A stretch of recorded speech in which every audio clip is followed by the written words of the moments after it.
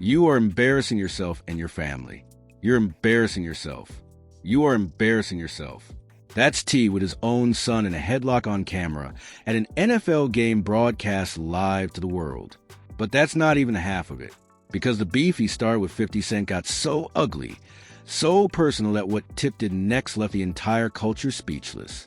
The smoke that shook the whole culture. All right, look, the rap game is burning right now and ain't nobody predict this fire. What jumped off as a Versus call-out between two bona fide legends turned into one of the nastiest, most disrespectful beefs hip-hop done seen in years. Mamas getting dragged, wives getting posted, sons getting thrown into the trenches, whole legacies getting torched in the group chat. And then, right when everybody thought these two was going to ride this thing to the grave, T went and did the one thing nobody on God's green earth expected. He reached out, he apologized. But nah, we ain't getting to that part yet, because the road to that apology is littered with diss tracks, deleted posts, family warfare, and a level of violation that would make the most battle-tested vets in this rap game cringe. And if you think the 50 Cent situation is where the story wraps up, stay locked in, because there's a whole other chapter with T.I.'s own son, King Harris, that went hands-on on camera in a way the internet still can't stop replaying. Now, the roots of this smoke go way back to the early 2000s when both Tip and Fifth were running laps on this rap game from opposite sides of the map. T out of Atlanta repping Bankhead, 50 Cent out of Queens repping South Jamaica, both of them carrying street credentials that wasn't cooked up in nobody's studio. For years, it looked like mutual respect on the surface. They'd cross paths at award shows, festivals, industry functions, no real static. But underneath all that, the tension was bubbling like a pot with a lid on too tight. That's what happens when two alphas share the same jungle. Both of them convinced they're the king of it. Neither one of these men was built to play the background. And in an industry where your rank gets measured every single day by sales, features, and cultural pull, the question of who outranked who was always hovering like a storm cloud waiting crack. Fast forward to the Versus era, when the whole culture was fiending for legendary matchups. And T.I. claims that during a TV promo run out in Los Angeles, he and 50 Cent shook on a private agreement. The arrangement, according to Tip, was simple. T.I. would throw the public challenge. 50 would step up and accept, and the fans would get the showdown they've been starving for. Two catalogs loaded with nothing, but anthems going hit for hit on a stage designed for exactly that kind of warfare. But when the moment came for 50 to honor his word, according to T.I., the phone went silent. No acceptance, no acknowledgement, just crickets. And in this game, when a man you expected to stand 10 toes beside you goes ghost, that ain't just a letdown. That's a violation of the code. By February 6th and 7th of 2026, T.I. was done holding it in. He pulled up on a Nightcap podcast with Shannon Sharp. And and what came out of his mouth wasn't no subtle hint. It was a full-blown call-out delivered with the kind of energy that told you this man had been sitting on this frustration for a minute. And when you hear it in his own voice, you feel exactly where his head was at. Nah, I said I wanted 50. That what I said. He don't want no smoke, though. Oh, no. I call my man out. He don't want no smoke. He ducking smoke. It's cool. That clip hit every timeline within hours. Tip wasn't moving in the shadows. He was on nationally watched podcasts telling the whole world that Curtis Jackson was ducking the fade. And if you know anything about 50 Cent, you know that kind of public disrespect don't get left on red. It gets answered. 50 clapped back almost immediately on the gram, posting clips from T.I.'s old court appearances and throwing up a PSA-style meme, basically saying, "Forget us, let's do the stay away challenge and just keep our distance." He threw a LOL on top of it, because that's 50's whole playbook. Turn your opponent into a joke before the first bar even drops. But T.I. wasn't amused, not even a little. By February 11th, 50 turned the heat all the way up by calling T.I. King Rat on Instagram, bringing back the snitching allegations that have been following Tip since his 2007 federal firearms plea deal. In hip-hop, catching that label is worse than being called washed. That stain don't scrub off, no matter how many platinum plaques you got on the wall. T came back swinging with a message that left zero room for debate, declaring that only one of them was really a rat and that he had the paperwork to prove it, telling 50 to lace up the gloves or keep his mouth closed and live scared. The social media back and forth was entertaining, but everybody knew the real ammo was going to come on wax, and Tip delivered. On February 22nd, he sat down on $1 million worth of game and laid the whole betrayal out in detail. How they had the conversation, how they agreed to the battle, and how once T put himself out there in public, 50 played dumb like the conversation never happened. In Tip's eyes, that wasn't just cowardice, that was a character deficiency. Then, the very next day, February 23rd, T dropped the first diss track, a snippet called War, making his intentions loud and clear. But he wasn't done cooking. Same day, he unleashed a full package, a track called The Right One that went places most discords wouldn't dare touch. Them bars hit like a battering ram. T wasn't just checking 50's toughness. He was tearing down the whole persona that made Curtis Jackson a household name. The track went even further, painting 50 as nothing but a meme page admin and a troll hiding behind a phone screen. And in its most controversial bar, T.I. took aim at 50 Cent's late mother, crossing a line that even the most savage beef veterans consider untouchable. The internet split down the middle. Half the timeline praised Tip for going bar for bearer, with one of rap's most dangerous verbal assassins. The other half condemned him for dragging a deceased parent into the crossfire. But if T.I.'s bars were the earthquake, what 50 did next was the aftershock that turned the whole situation thermonuclear.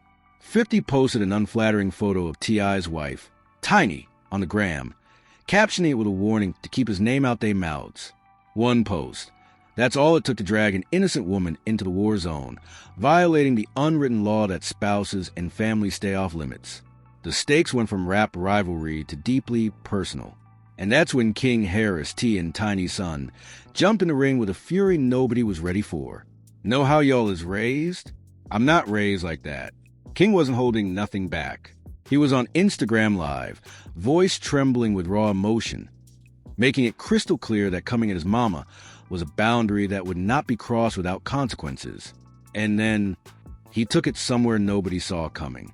So tell your mama dig her up and post a picture that looked better than my mama.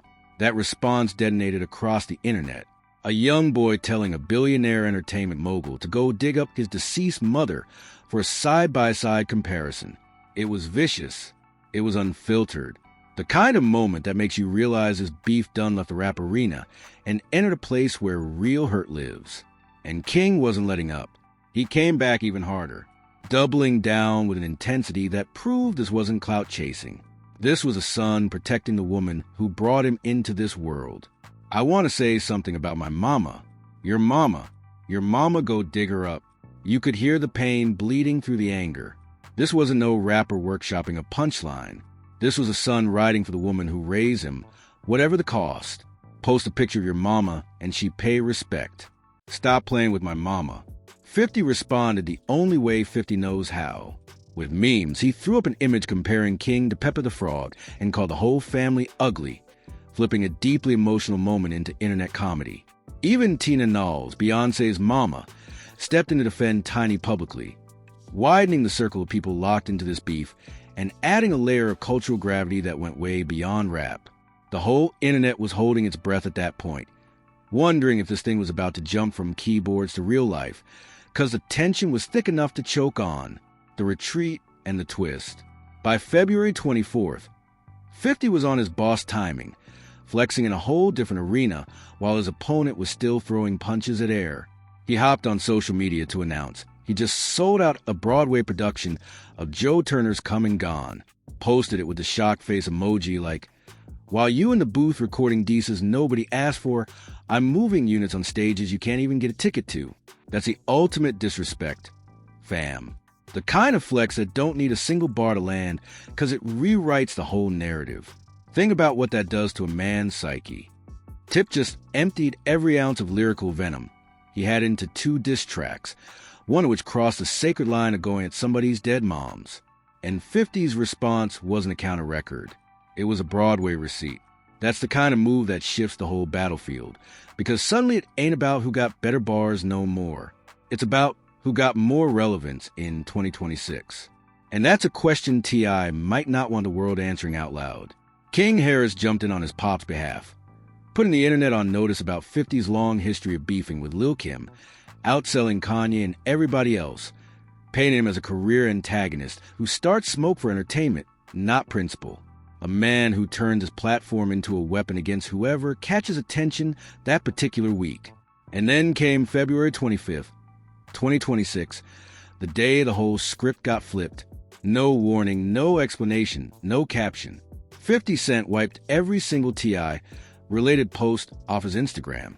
Every meme, every troll, every clap back, erased, scrubbed clean like the beef never existed. The internet went full CSI. Was 50 waving the white flag? Was he reloading for something bigger? Did the lawyers step in? Or was something happening behind closed doors that the public didn't have access to? 'Cause let's be real, 50 Cent does not fall back. This the same man who went to war with Ja Rule, Rick Ross, Floyd Mayweather, and smiled through every round. His whole brand is built on relentless escalation, not quiet retreat. So for him to erase the receipts on a beef he was actively engaged in just hours earlier, that alone was one of the most shocking moves in modern rap warfare. Here's where the story takes the turn that brought you to this video. Sources tapped into both camps say T.I. made a move nobody had on their bingo card.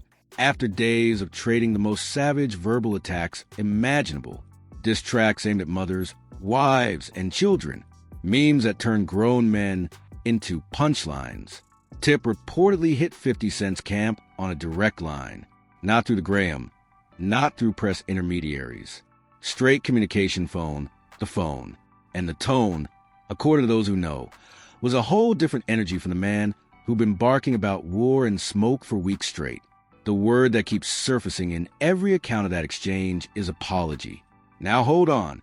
Not the kind of graveling, submissive, down-on-your-knees apology that would bury a man's reputation in these streets. Nah.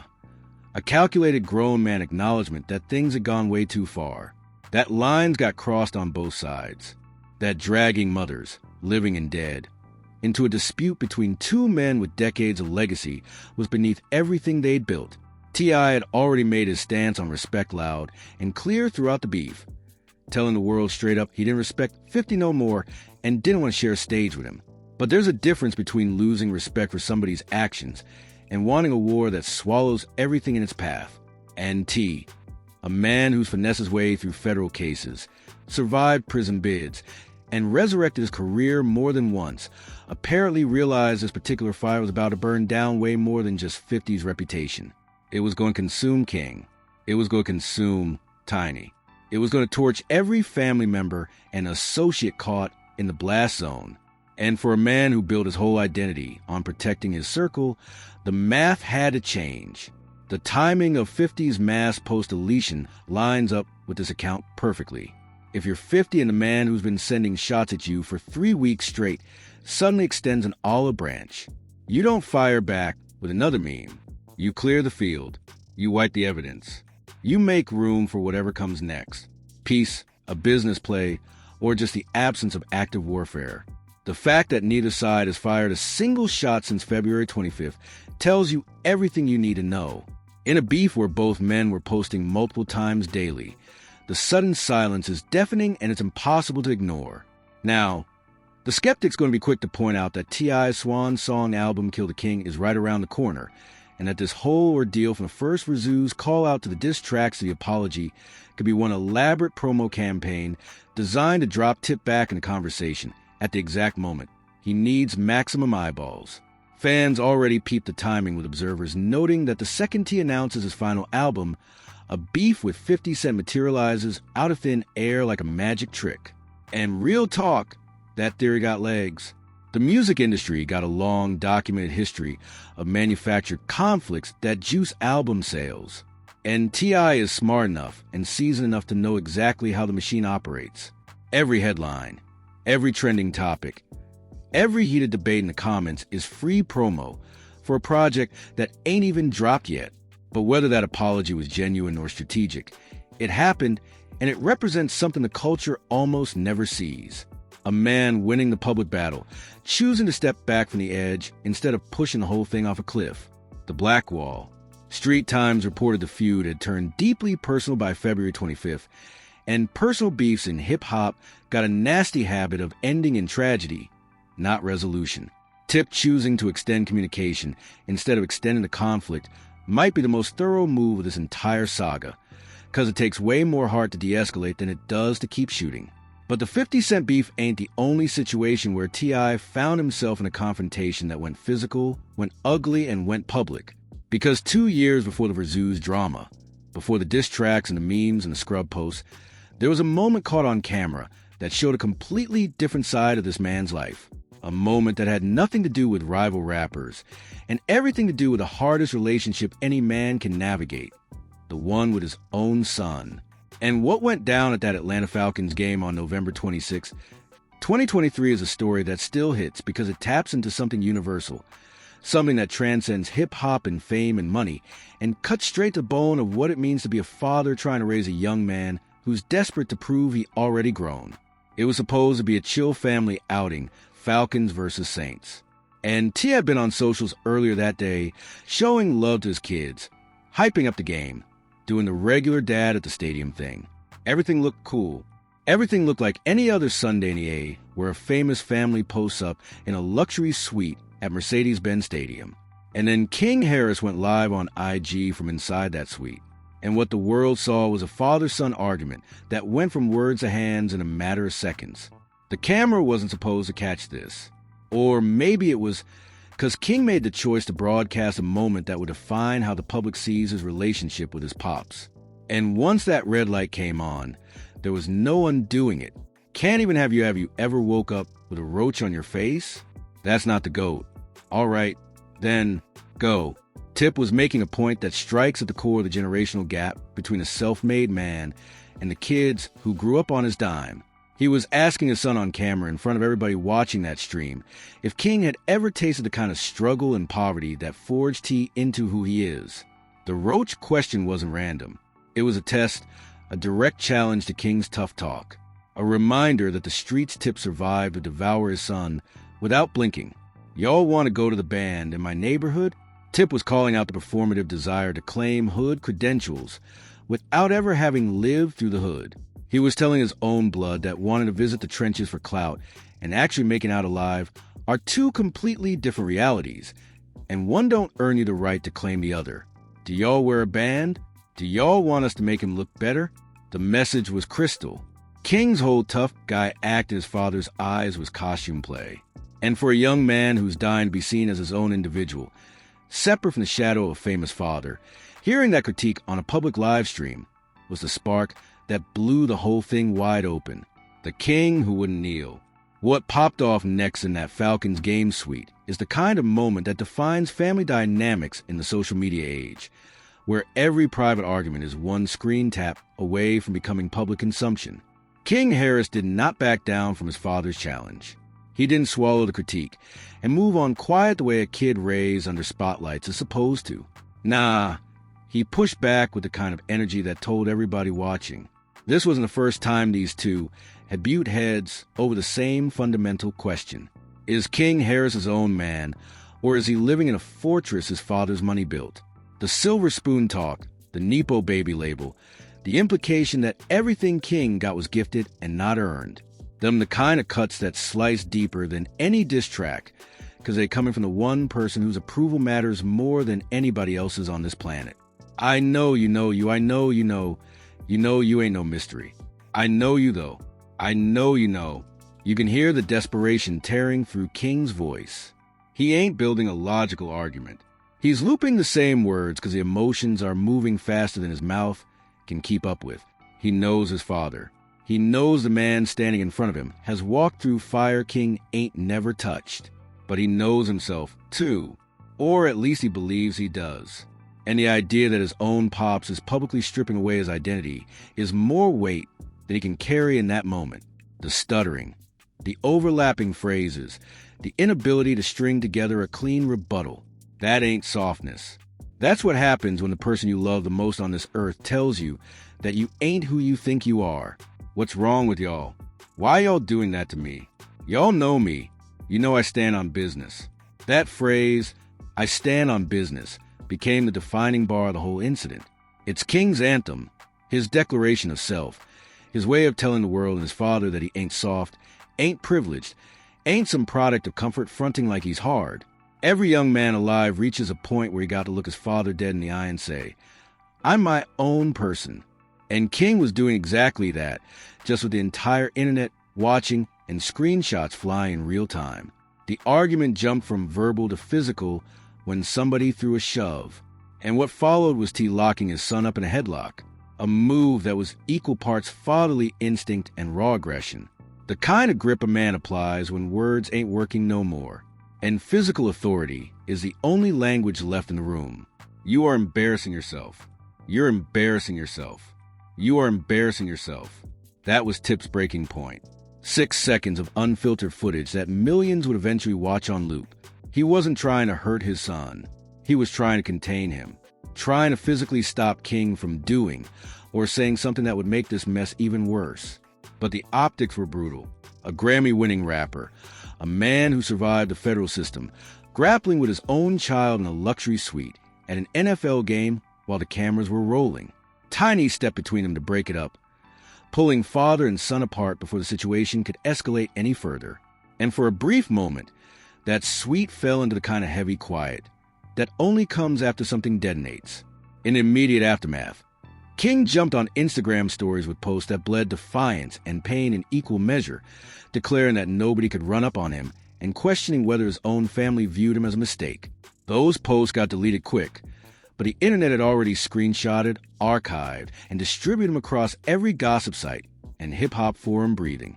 Tip's public response was measured. He essentially told the internet to mind its business, making it clear that what happened between him and his son was a family matter and outside opinions were irrelevant. And this wasn't even the first time, because reports pointed to a previous run-in at a Waffle House back in 2022 that suggested a pattern between father and son. A cycle of friction that kept spinning because the core issue, King's hunger for independence versus T.I.'s need for control, never got fully resolved in any single conversation or confrontation. He capping. He know I stand on business. He know that. Can't ever pull my car ever in life. Even after getting locked up by his own father on camera in front of the whole world. King was still on go, still asserting his toughness was authentic, still pushing back against any narrative that painted him as anything less than real. I stand on business. You drop me somewhere. I stand on business. You drop me in your hood. I stand on business. That repetition, that refusal to give up even an inch of ground to his own pops. That tells you everything about where King's head was. He wasn't just debating whether he was tough. He was fighting for his identity, for the right to define himself on his own terms instead of being measured against a blueprint drawn by a man who grew up in conditions King will never fully comprehend. And that tension, that constant push and pull between a father who made out the mud and a son who was born above it is one of the rawest, most universal dynamics in any family, regardless of how much bread is in the bank. Within days, the tone started shifting toward reconciliation. T clarified his love for King in a public post, writing that they were tied together like a knot, and that he'd ride to the heavens or the depths of the abyss for his family.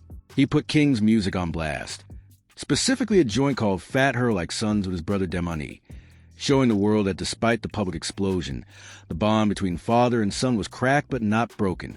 By 2025, King posted a reflection calling himself the man his father raised him to be, adding that they were finally seeing eye to eye, proof that the Falcons game incident, ugly as it was, might have been the turning point instead of the point of no return. If you enjoyed this video, click on any of the cards on your screen.